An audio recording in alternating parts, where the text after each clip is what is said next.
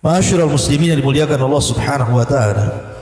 Qarun ini namanya Qarun ibn Yashur ibn Qahis, dan Qahis ini adalah ayah daripada Imran, dan Imran adalah ayah daripada Musa.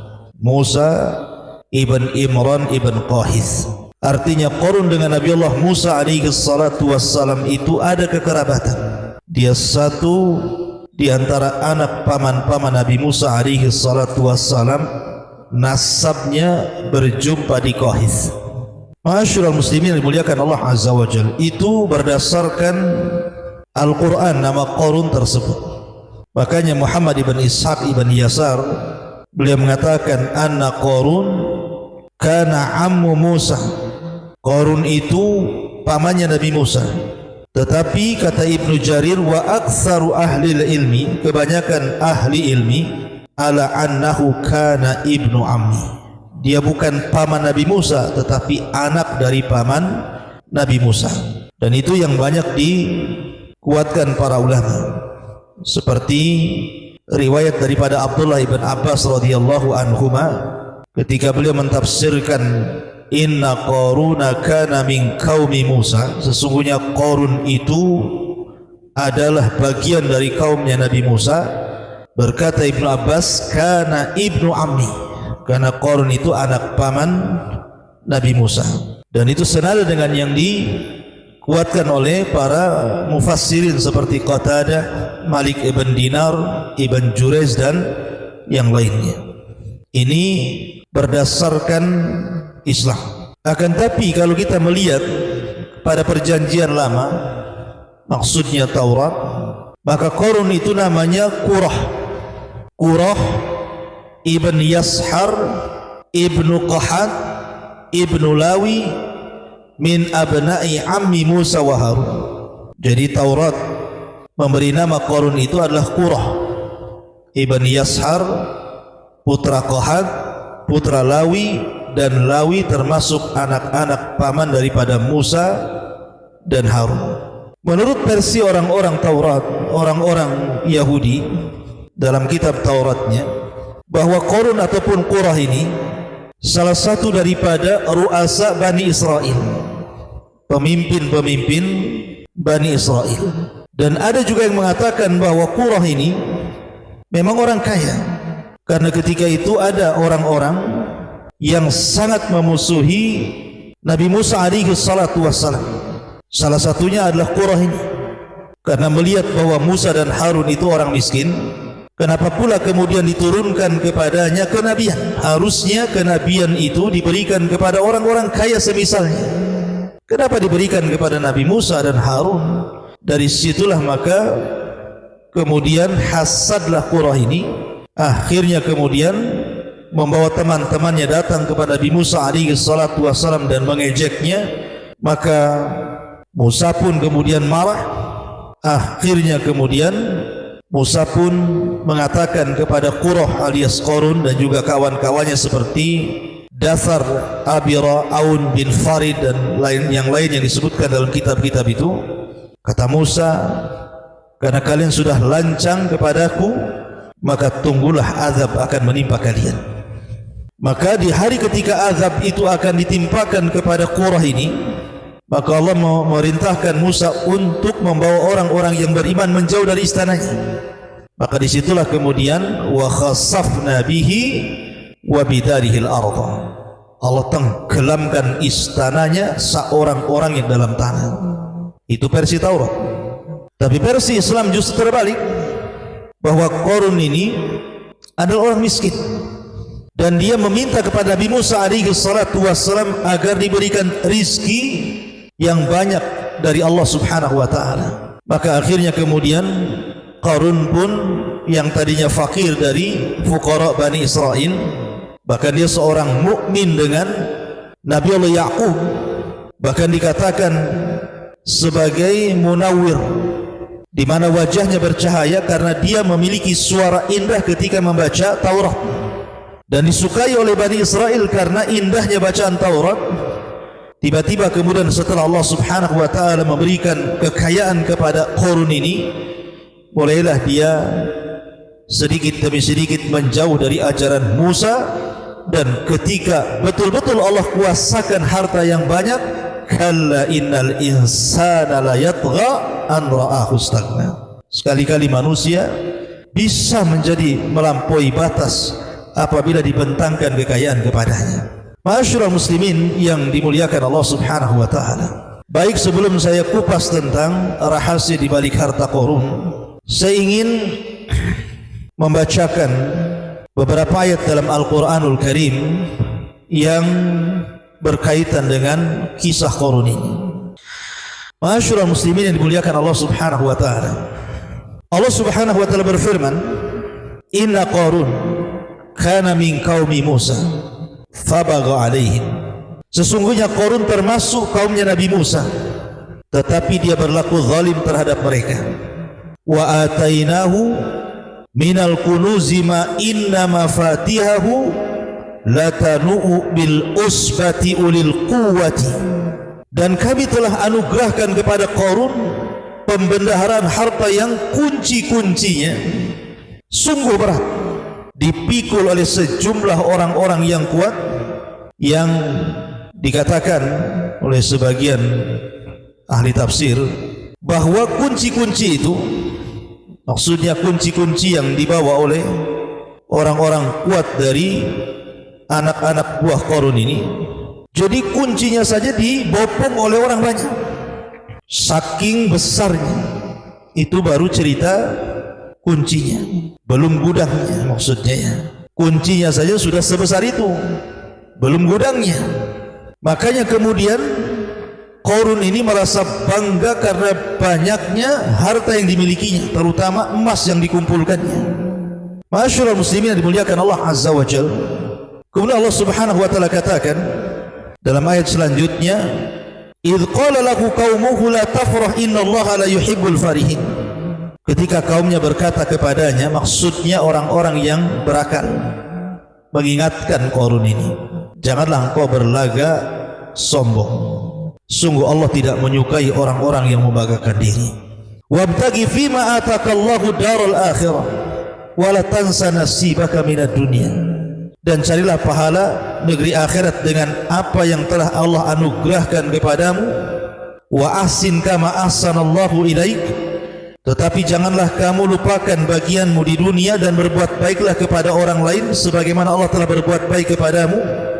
Ilaika wala tabghil fasada fil ardi innallaha la yuhibbul mufsidin. Dan janganlah kamu berbuat kerusakan di bumi, sungguh Allah tidak menyukai orang-orang yang melakukan kerusakan. Artinya Qarun ini sudah dinasihati oleh orang-orang yang berakal, jangan sombong. Allah tidak suka orang sombong. Carilah dengan kekayaanmu itu negeri akhirat, dan jangan lupakan dari sebagian urusan dunia. Berbuat baiklah sebagaimana Allah telah berbuat baik kepadamu, dan jangan melakukan kerusakan di permukaan bumi. Allah tidak suka dengan orang-orang yang merusak. Jadi indah sekali nasihat ini kepada Qarun. Tapi Qarun ini justru merasa sombong dan mengatakan, qala innama utituhu ala ilmin inni. Subhanallah. Qarun berkata, sesungguhnya aku diberi harta ini semata-mata karena ilmu yang ada padaku. Sebagian para ulama mengatakan, sebenarnya Qarun jadi kaya itu dari mana kekayaannya?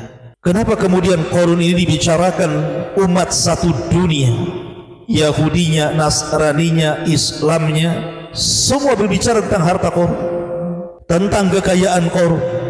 Kok bisa Qarun itu jadi kaya raya? Ada yang mengatakan bahwa asal kekayaan Qarun itu karena Qarun itu menguasai Ismul A'zam, nama-nama Allah Subhanahu wa ta'ala yang sangat agung. Seperti dalam nama Asmaul Husna dalam Islam itu kan ada Asmaul A'zam. Ada yang mengatakan Al-Hayyu, Al-Qayyum, ada yang mengatakan Allah. Pokoknya disembunyikan mana satu dari 99 nama ini.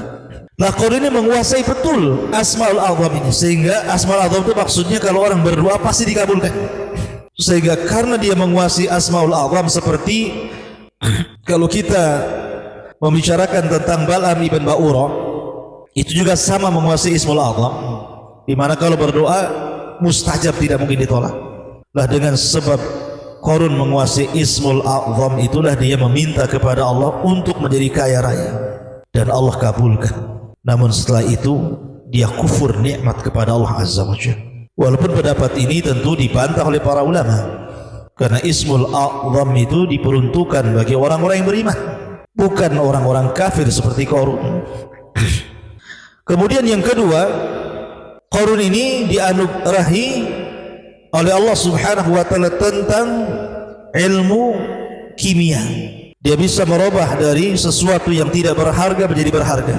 Bahkan bahasanya pasir aja bisa dibentuk jadi emas. Bahkan dia membentuk pintunya dari emas murni dan juga kursinya. Tapi pendapat ini pun dibantah oleh para ulama. Maka yang benar apa? Yang benar Qarun kana tajira.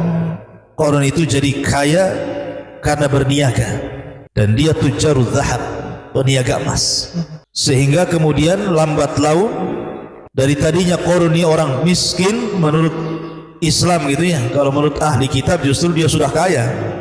Tetapi kemudian dengan kesibukan berdagang, akhirnya kemudian dia berhasil menjadi orang kaya raya. Dia pun togok melampaui batas, wa takabbara, kemudian sombong kepada Allah Azza wa Jalla. Akhirnya Allah murka kepada Qarun. Jadi itu hasil kekayaan Qarun itu dari tajir. Ma'asyiral muslimin yang dimuliakan Allah Subhanahu wa taala. Kemudian Qarun pun mengatakan, dengan bangganya dia mengatakan, innama utituhu ala ilmin inni. Kemudian Allah katakan, awalam ya'lam anna Allah qad ahlaka min qablihi minal qurun man huwa asyaddu minhu quwwatan wa aktsaru jam'a wa la yus'al an dzunubihimul mujrimun. Tidakkah dia Qarun itu mengetahui bahwa Allah telah membinasakan umat-umat sebelumnya yang mungkin jauh lebih kuat dibandingkan Qarun dan lebih banyak harta dibandingkan Qarun, dan orang-orang yang berdosa itu tidak perlu ditanya tentang dosa-dosa mereka. Ma'asyiral muslimin yang dimuliakan Allah Azza wa Jalla, Qarun ini kan sangat kaya, suka menggunakan pakaian-pakaian yang syuhrah, yang megah, ingin menunjukkan bahwa dia orang kaya. Sehingga dari penampilan Qarun, dari kekayaan Qarun, dari kebun, dari gudang-gudang harta, dari para pelayan, itu menjadikan pandangan manusia kepada Qarun ini, mereka ingin seperti Qarun. Jadi orang-orang fuqara wal masakin apabila memandang Qarun ini, berangan-angan kapan saya ingin seperti Qarun itu. Maka Allah mengatakan, falam fakharaja ala qaumihi fi zinatihi qala alladziina yuriduna al-hayata ad-dunya ya laita lana mithla ma utiya Qarun innahu ladzu haddin 'adzim. Maka keluarlah dia Qarun kepada kaumnya dengan kemegahannya. Orang-orang yang menginginkan kehidupan dunia berkata, mudah-mudahan kita mempunyai harta kekayaan seperti yang diberikan Qarun. Lihat, sungguh dia benar-benar mempunyai keberuntungan yang besar. Terkadang orang menyangka bahwa kemuliaan itu ada pada harta. Mereka salah. Terkadang kemuliaan itu ada pada pangkat jabatan ataupun kedudukan. Terkadang kemuliaan itu ada pada anak-anak yang sukses ataupun kesehatan. Salah. Memang itu semua bisa menyumbang kebahagiaan, tapi bukan segalanya. Lihat Qarun, Allah katakan wa khassafna bihi wa bidarihi al-ardh, kami tenggelamkan dan Qarun dan harta-hartanya. Lihat Namrud dibunuh oleh satu ekor nyamuk. Lihat Fir'aun ditenggelamkan di Laut Merah. Lihat Al-Walid ibn Mughirah, Allah ancam dengan masuknya dia ke neraka Saqar. Jadi kebahagiaan bukan dengan harta. Wa qala alladziina utul ilma wailakum thawabullah khairun liman amana wa amila salihan wa la yulaqqaha illa sabirun. Tetapi orang-orang yang berilmu, orang-orang yang beriman, ketika melihat orang-orang jahil, orang-orang bodoh itu tertarik dengan Qarun, mereka mengatakan, celakalah kalian. Ketahuilah pahala Allah jauh lebih baik bagi orang-orang yang beriman dan mengerjakan kebaikan, dan pahala yang besar itu hanya diperoleh oleh orang-orang yang sabar. Akhirnya Qarun semakin congkak. Mulailah dia takabur dengan hartanya. Ketika datang Nabi Musa alaihi salatu wassalam meminta zakat, karena zakat itu syariat, bukan hanya syariat Islam saja, sebelumnya juga sudah ada syariat zakat. Bahkan rukun Islam itu berlaku kepada semua para nabi dan rasul. Syahadat, salat, zakat, puasa, haji semua ada. Tapi Qarun bakhil. Dia tidak pernah mensyukuri hartanya. Bahkan yang ada kemudian dia membuat fitnah kepada Nabi Musa. Difitnahnya Nabi Musa alaihi salatu wassalam bahwa dia telah menghamili seorang wanita pelacur. Tiba-tiba ketika dihadirkan wanita itu dan memandang wajah Nabi Musa, dia pun mengaku bahwa dia disuruh Qarun dengan imbalan harta yang banyak. Maka dari sini Allah subhanahu wa ta'ala murka kepada Qarun. Allah katakan fa khassafna bihi wa bidarihi al-ardha fama kana lahu min fi'atin yansuruna min dunillahi wa ma kana minal muntasirin. Maka kami benamkan Qarun bersama rumahnya ke dalam bumi, maka tidak ada baginya satu kelompok yang akan menolongnya selain Allah, dan dia tidak termasuk orang-orang yang dapat mendapatkan pembelaan diri. Maka orang-orang miskin yang pada mula-mulanya kalau melihat Qarun itu pengen seperti Qarun, tiba-tiba mereka mengatakan, wa ka'annallaha yabsutur rizqa liman yasha min ibadi wa yaqdir laula amanna Allahu alaina la khasafa bina wa ka'annahu la yuflihul kafirun. Jadi duhai benarlah kiranya Allah melapangkan rizki bagi siapa yang dia kehendaki di antara hamba-hambanya, dan membatasi bagi siapa yang dikehendaki di antara hamba-hambanya. Sekiranya Allah tidak melimpahkan karunia kepada kita, tentu dia telah membenamkan kita pula. Duhai benarlah kiranya tidak akan beruntung orang-orang yang mengingkari nikmat Allah itu. Baru sadar mereka. Jadi ketika melihat ada pelajaran besar dari Qarun, baru sadar mereka bahwa bukan itu kemuliaan. Makanya Allah akhiri ayatnya, tilka darul akhiratu naj'aluha lilladina la yuriduna uluwan fil ardi wala fasadan wal aqibatu lil muttaqin. Negeri akhirat itu kami jadikan bagi orang-orang yang tidak menyombongkan diri dan tidak berbuat kerusakan di bumi, dan kesudahan yang baik bagi orang-orang yang bertakwa. Intinya bahwa Qarun pun diazab Allah. Kemudian dirobohkan semua istananya, semua gudang-gudang emasnya, semua pembendaan hartanya, termasuk juga dirinya. Pertanyaannya, ma'asyiral muslimin yang dimuliakan Allah subhanahu wa ta'ala, di mana harta Qarun itu? Di mana peristiwa ini terjadi? Ma'asyiral muslimin yang dimuliakan Allah subhanahu wa ta'ala, sebelum saya jelaskan, kita akan jelaskan dulu sebenarnya peristiwa Qarun, perselisihan Qarun dengan Nabi Musa itu di Mesir, ataukah setelah Nabi Musa membawa Bani Israel sampai ke negeri Tih? Kalau versi Taurat bahwa kejadian perselisihan Qarun dengan Nabi Musa alaihi salatu wassalam itu terjadi di Mesir, karena ada yang mengatakan Qarun itu adalah salah satu dari orang-orang atau wazirnya Fir'aun dan Haman, dan istilah Taurat namanya Qurah bin Yashar, itu orang dekatnya Fir'aun dan Haman, dan dia orang kaya. Adapun versi Islam bahwa kejadian Qarun dengan Nabi Musa itu setelah hijrahnya kaum muslimin dari Mesir menuju Palestina, maka disitulah terjadi di Ardi Tih. Qarun membangkang perintah Nabi Musa alaihi salatu wassalam, nasibnya sama dengan Bal'am ibn Ba'urah. Kenapa? Karena salah satu laqab Qarun itu munawwir, hasanus saut, suaranya indah ketika membaca Taurat, dan manusia suka dengan Qarun itu karena bercahaya wajahnya, menunjukkan bahwa orang yang membaca Al-Quran itu terang wajahnya. Lah kita tahu bahwa Taurat bukan turun di Mesir. Taurat itu turun ketika Nabi Musa berada di bumi Tih. Maka dari sini menunjukkan bahwa peristiwa ini terjadi setelah hijrahnya Musa membawa Bani Israel dan menyelamatkan dari kejaran Fir'aun, sehingga sampailah di negeri Tih, negeri linglung bahasa kitanya, karena ketika diajak jihad mereka tidak mau. Disitulah peristiwa berlaku. Ma'asyiral muslimin yang dimuliakan Allah subhanahu wa ta'ala, dalam cerita barat ada lagi bahwa Qarun itu adalah raja Libya, Malik Quruzus, yang dikenal di barat ini. Quruzus ini raja Libya yang sangat kaya raya gitu ya, yang konon dia orang yang pertama kali mencetak uang emas. Dialah Qarun itu sebenarnya. Tapi ulama Islam menolak pendapat dari barat. Kenapa? Karena Urjus ini mati di tangan Urus Al-Farisi. Dan ini bertentangan dengan Al-Quran yang Allah katakan wa khassafna bihi wa bidarihil arda. Qarun ditenggelamkan bersama harta-hartanya ke perut bumi. Sementara Urjus ini mati di tangan Urus Al-Farisi. Sehingga apa yang diprasangkakan barat bahwa Qarun adalah Urjus ini tidak benar, karena bertentangan dengan Al-Quran dan juga sunnah Nabi SAW.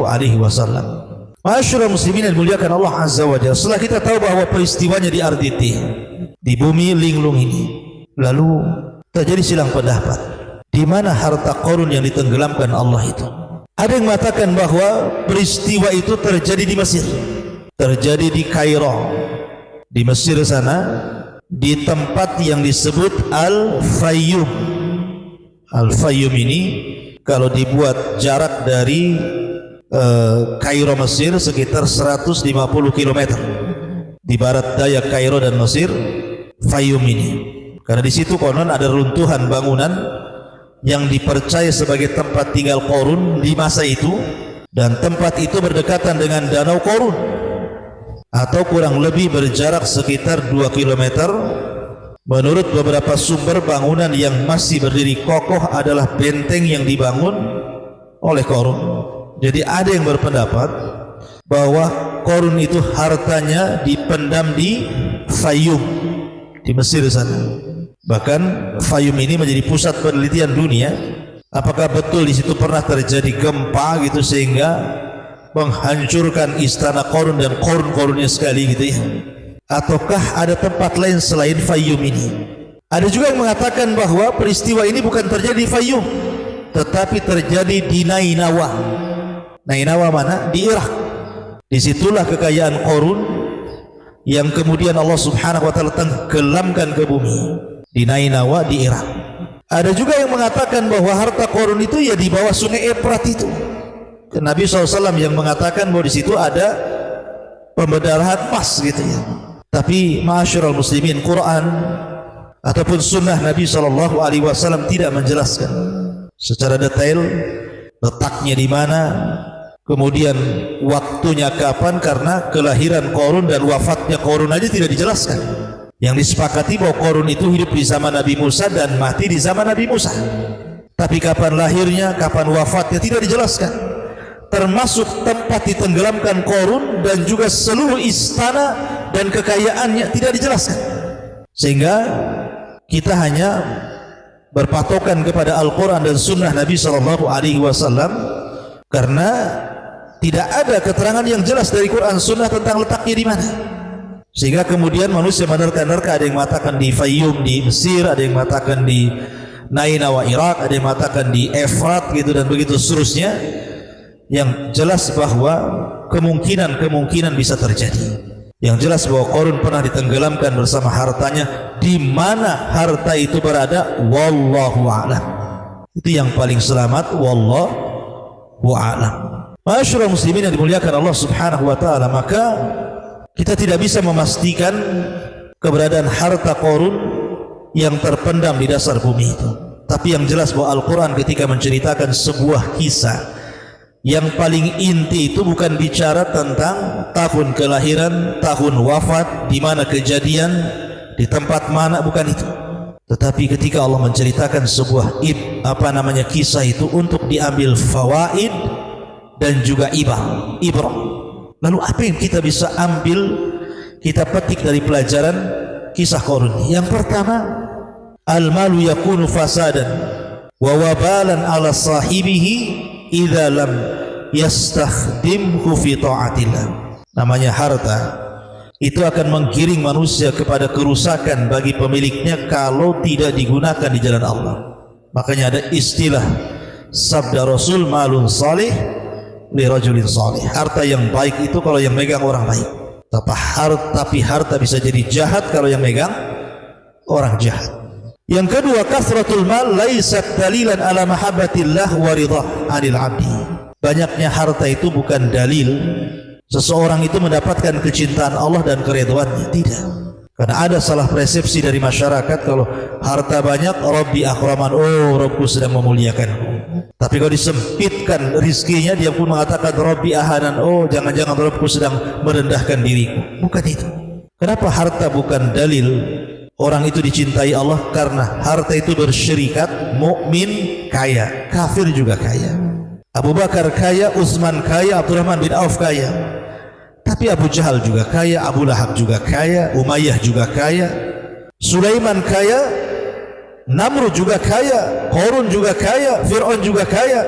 Artinya kekayaan itu bersyirikat antara mukmin dan kafir. Lalu apa kemuliaannya kalau bersyirikat? Maka bukan menunjukkan kecintaan Allah dan ridhanya. Yang ketiga, kufrun ni'matillah, bahwa kufur terhadap nikmat Allah Subhanahu wa taala sababun fi ta'jilil uqubati fid dunya wal akhirah. Bisa menjadi penyebab disegerakannya siksa di dunia bahkan sebelum akhirat. Seperti Qarun, di akhirat sudah jelas tuh, di dunia sudah diadab sebabkan kufur nikmat. Kemudian yang keempat, Allah yuqaddar al-arzaq li hikmatin balighah. Terkadang Allah menyempitkan rezeki kepada seseorang itu karena ada hikmah yang jelas. Karena terkadang kalau ada orang itu dikayakan menjadi dia kufur, makin kufur, ataupun orang dimiskinkan menjadi kufur. Jadi Allah itu terkadang ada maslahat besar. Jadi bersyukurlah. Kemudian yang kelima, al-mal ardun zail wa mata'un mufar. Harta itu benda yang akan hilang, yang akan berpisah dari kita. Makanya ulama mengatakan hakikatul mal at-tajmi' wa tafriq. Hakikat harta itu kita kumpulkan, habis itu kita tinggalkan. Anda bekerja dari 20 tahun, 30 tahun, 40 tahun, sekarang sudah 60 tahun, sudah punya rumah, punya kebun, punya ATM, punya rekening, punya ini, punya itu. Tiba-tiba besok mati karena corona. Dibawa harta Anda ke dalam kuburan? Tidak. Yang berpisah pertama daripada harta kita. Setelah keluarga mengantar ke kuburan kemudian meninggalkan, baru keluarga kita. Setelah itu ribut warisan kita. Itulah harta. Hakikat harta itu tajmi' wa tafriq. Makanya sebagai penutup Rasul mengatakan, maluka ma akalta fa afnaita wa ma labista fa ablaita wa ma tasaddaqta fa abqaita. Hartamu, kata Rasul, yang kau makan pasti hilang, yang kau pakai pasti usang, yang kau sedekahkan itulah yang kau bawa mati.